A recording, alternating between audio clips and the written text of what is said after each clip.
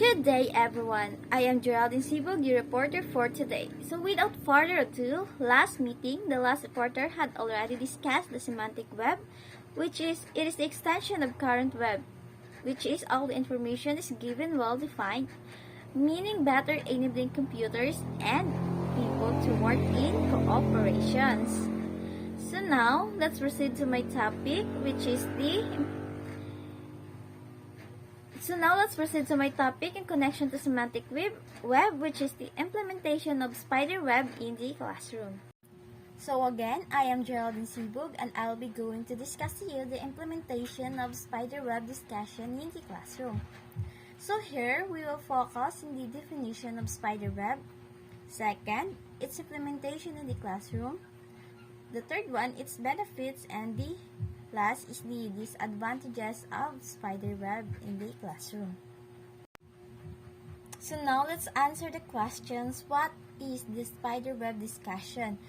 So according to Grant Wiggins, spider web discussion is a method of student-centered discussion, focuses on active learning and critical thinking.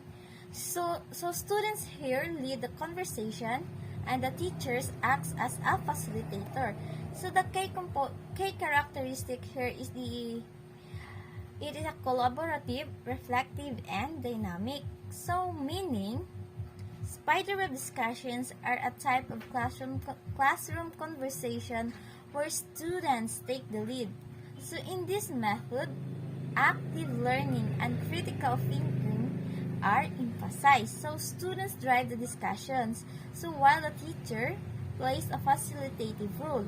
So the main features here include collaborations, reflections, and dynamism among students during the conversation. So let's proceed to Wiggins' perspective on spider web discussion. So she emphasizes here that students emphasize autonomy. So spider web discussion develops also critical thinking and communication skills. And also, it encourages active participation and deep understanding to the students. So, she gave her a quote from Wiggins. So, students learn best when they are the ones doing the talking, thinking, and making connections. So, meaning spider web discussions, our students are empowered to take charge of the conversations, enhancing their critical thinking and communication abilities. So this approach promotes active involvement and photographs of the topic. So for instance, imagine a group of students discussing a book they read. So each student shares their thoughts, asks questions, and connect ideas. So fostering a rich and engaging dialogue.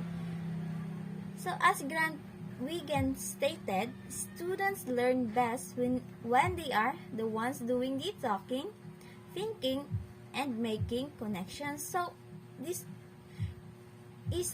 only exemplifies that how spider web discussions support students' autonomy and learning through active participation.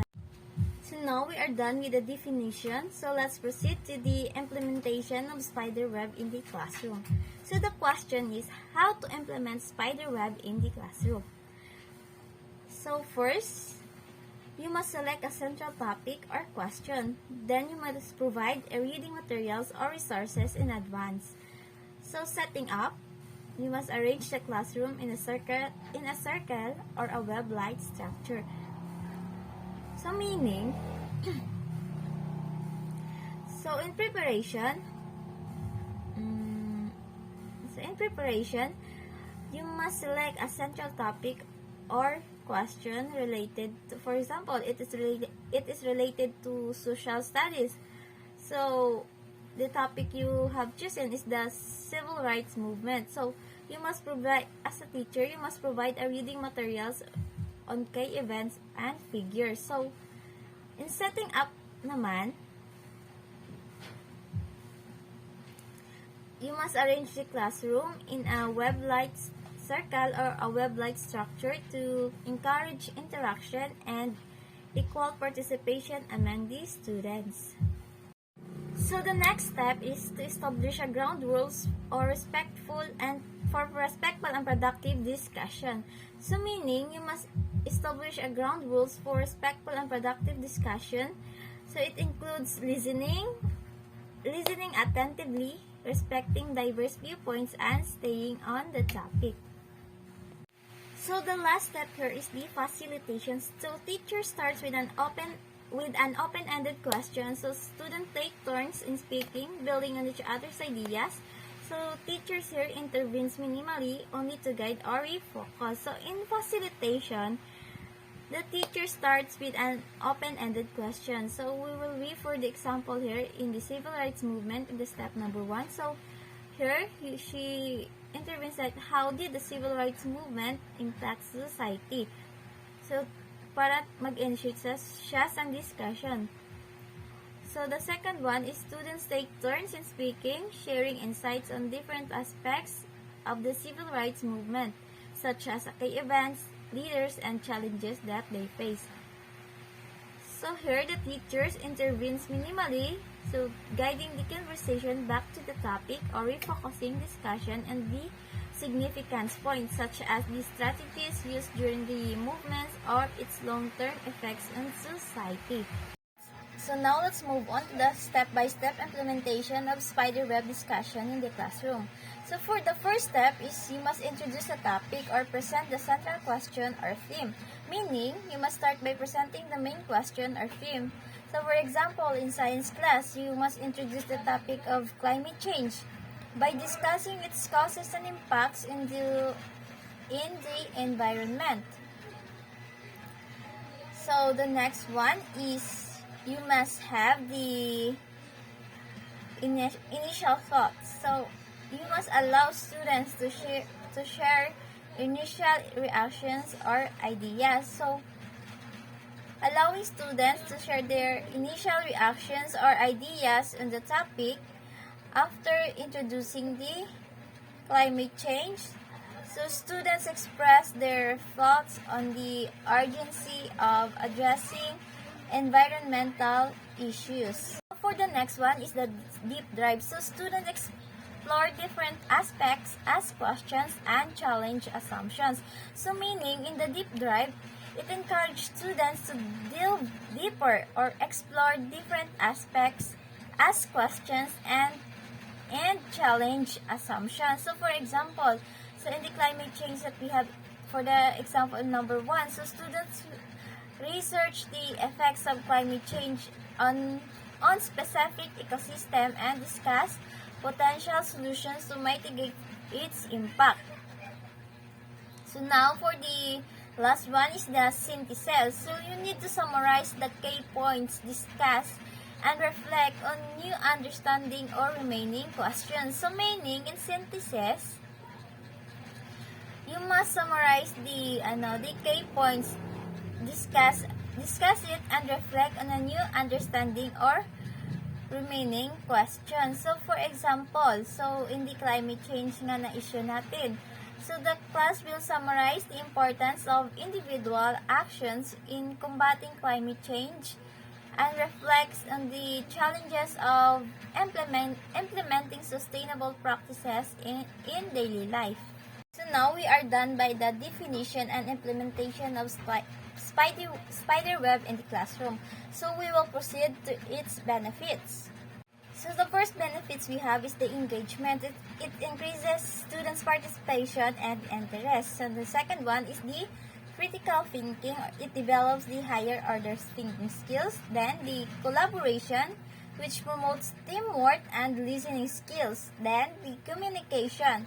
So it enhances verbal expressions and argumentation skills. So the last one is the reflection. So it encourages self-assessment and reflection on learning. So when we say the benefits of the spiderweb discussion, so it boasts students' involvement and enthusiasm in the class discussions. So it also enhances students' ability to think critically and analyze information effectively. So then, further ado, so it fosters teamwork and improves listening skills as students work together Then it improves also the verbal expression and the ability to construct and defend arguments. So for the last one, so it encourages self-assessment and reflections on what has been learned, promoting a deeper understanding of the topic. So now we are done with the benefits. So let's proceed to the disadvantages of the spiderweb discussion. So here are the disadvantages of spiderweb discussion in the classroom. So first is dominant voices. Risk of certain students dominating the conversation, which lead the others not to participate as much. So the next one is off-topic discussion. So discussions can veer off topic without carefully facilitation. The next one is preparation time. So it requires significant preparation and planning. So then the assessment. So difficult to assess individual contribution and understanding. So without careful facilitation, so the discussion may stray from the main focus and become unrelated to the topic. So it also demands considerable time and effort for preparation and planning to ensure a successful discussion.